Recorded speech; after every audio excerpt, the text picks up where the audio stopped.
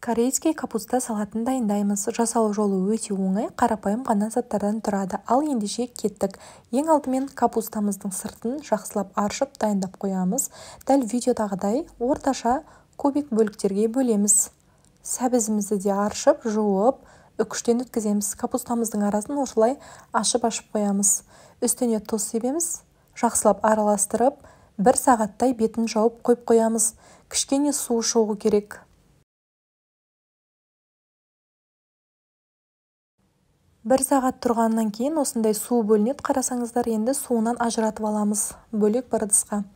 Енді біз дәмдеуіштерімізді дайындаймыз. Осындай кориандрдан қостым 1 шай қасық, және де куркумадан 1 шай қасық қостым, сары түс беру үшін, және де қызыл бұрыш қостым 1 шай қасық, 2 чеснокты қостым майдалап үкіштен өткізіп, және де майды қатты қыздырып осылай құямыз үстіне.